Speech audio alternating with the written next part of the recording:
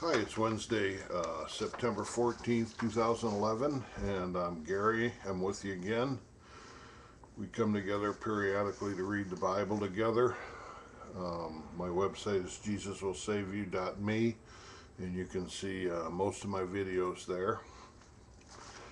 We're in Matthew. We're starting today in Matthew chapter 26, and it's the beginning of the end for Jesus Christ. He's next three chapters, he gets crucified and then he's resurrected and ascends into heaven. So this is the beginning of the end we're going to be talking about here.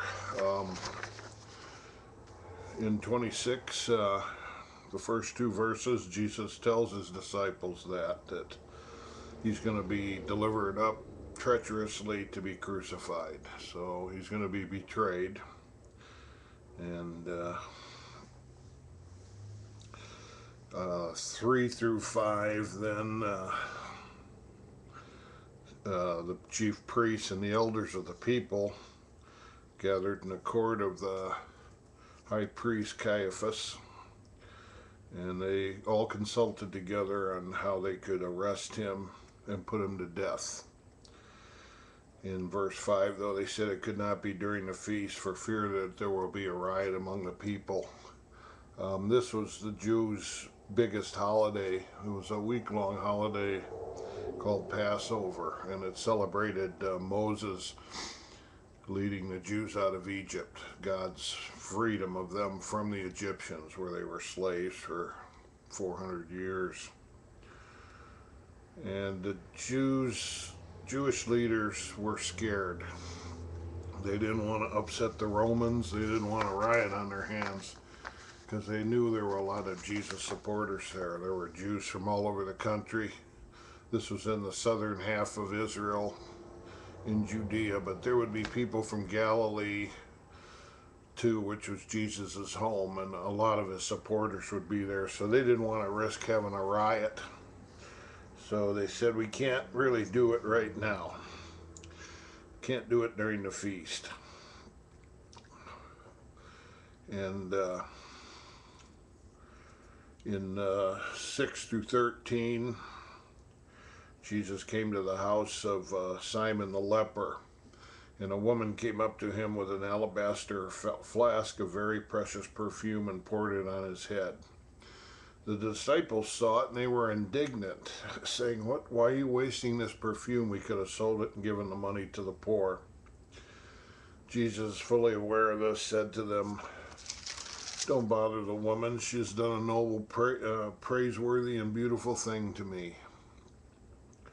For you always have the poor, but you will not always have me. And he says in 12, in pouring this perfume on my body, she has done something to prepare me for my burial. And I tell you that wherever the good news, the gospel of me, is preached, she'll be a big part of it. She will always be remembered for them. So that's a beautiful story. In 6, they're in the house of Simon the leper, and if Simon was still a leper, he would not be among people. So it would be something like either Jesus cured him, or this was before he became a leper, and maybe Matthew had written this after Simon became a leper, but Simon wasn't a leper at this point. So, this woman is just, she's indicative of the women in this story. Sorry. This is a hard portion of the Bible to read because of the treachery, the death of Jesus, and the suffering he went through. Our God going through that suffering is just something I can't handle. or God doing this for us. But the women especially need kudos here because they just showed a love that the men didn't show. Uh, what a precious love she showed him by an alabaster flask, for one, is a very precious material, and that was very expensive perfume inside. And I'm sure she wasn't wealthy, but she used it on Jesus because of her great love for him. And the women kind of, during Jesus' crucifixion, they hung around him and worshipped him, where the men, the disciples, kind of ran away. So it's indicative of the women's love for Jesus, which seemed to be much better than the men. And that's evident in verse 8 when the disciples see this and they're indignant. Why are you doing this for him, We should give this money to the poor. Well, it was common in Jewish history that if somebody was a special messenger of God, that they would be anointed with oil. One thing, that's one issue. And Jesus had never been anointed. Another issue is that the women would anoint a dead body with oil and perfumes after it was dead. And this is what Jesus indicated that she was doing for him, because after he died, the women went to his grave to anoint him, but he had already been resurrected and wasn't there anymore. So, she had, a lot of times we get more than one opportunity to do a love act.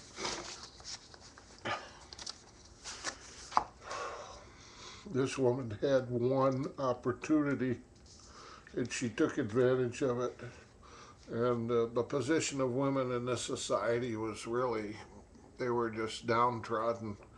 They weren't considered worth much of anything. And she didn't care what anyone thought. She loved him so much. She seized the opportunity and showed her great love for Jesus.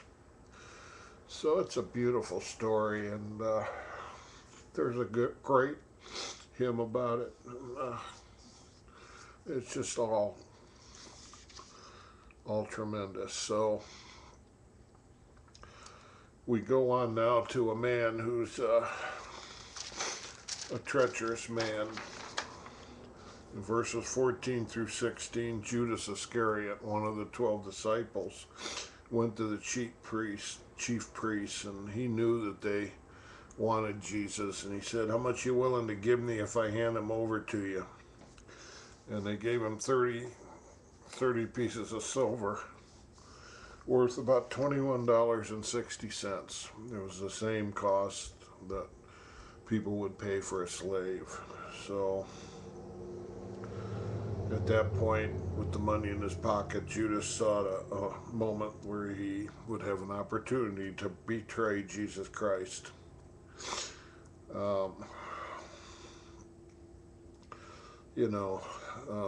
wicked is that? Here, he's been with Jesus for 3 years. Jesus has taught him for 3 years. They have to be good friends. And he's just going to turn him in for a small amount of money. I can't even wrap my mind around it. So, possible reasons for this: he was greedy. He sure didn't get much money, though. He was the one disciple who was from the southern part of Israel, Judea. I guess he was from the town of Kenath, and the rest of the guys were from up in Galilee, and they sort of were not as important as people from near Jerusalem. So Jerusalem was in the southern part in Judea. So I think he thought he should be more important than the rest of them, yet he wasn't called upon in some of the important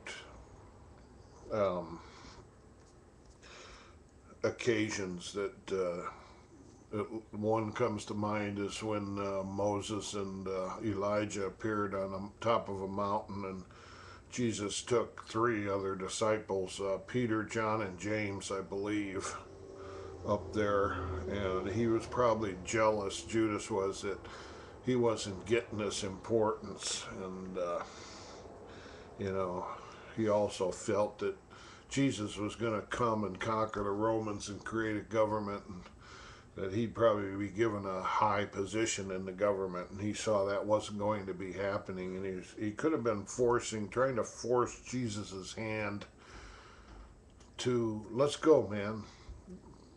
You're going to conquer these guys, let's do it.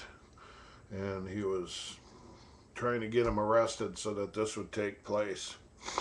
There's also a possibility that there were a group called the Zealots, and they were a group of Jewish people who wanted to kick the Romans out by force if necessary, and they were at war with the Romans all the time, and I guess they would attack Roman outposts and kill the Romans, and he was a secret member of the Zealots, and that was a reason. Or he was scared. He knew that what was coming down, and Jesus wasn't taking political control and becoming king and bringing down armies on the Romans, that Jesus was going to suffer, and so were they, and he was scared. Whatever. It's just a brutal story that this man would do this. In 17 through 25,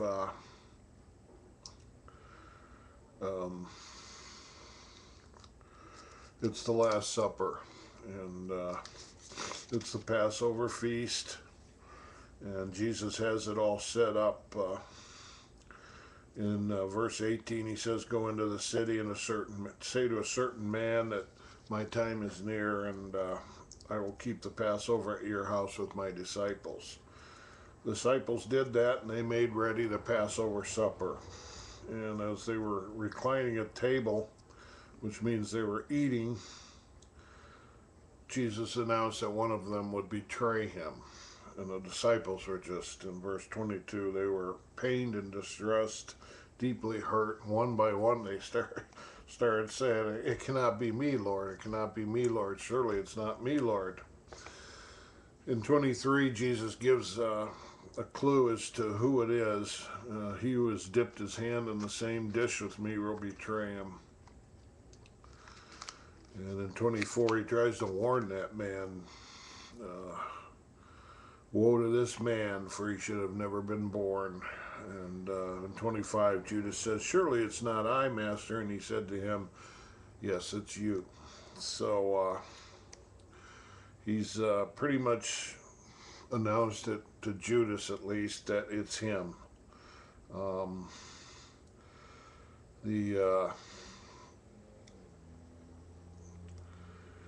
The Passover was again a celebration of the Jews' liberation from Egypt, and the unleavened bread, first day of unleavened bread during Passover, because the Jews had gotten out of Egypt so quick they didn't have time to make regular bread, so they made unleavened bread. So during Passover, Jews would not even have yeast in their house. Unleavened means to not use yeast. It was a flat bread, so the bread couldn't expand, and so I think Jesus, when he announced his betrayal, everyone kept announcing, "It wasn't me, it wasn't me," and Judas said, "It wasn't me," and I think Jesus said to him very quietly, so the others couldn't hear, "Yes, it is you." Because I know the disciples would have been willing to come to his aid immediately if he needed it. But I think Jesus knew this was going to happen. It was God's will. It was all predicted in the Old Testament. And, he's trying to warn him in verse 24 that don't do this, because it's better you wouldn't have been born. Even though it's in God's plan and Jesus knows it's going to happen, it's Judas's choice to do it. It's our choice to be good or bad. In Jesus' name.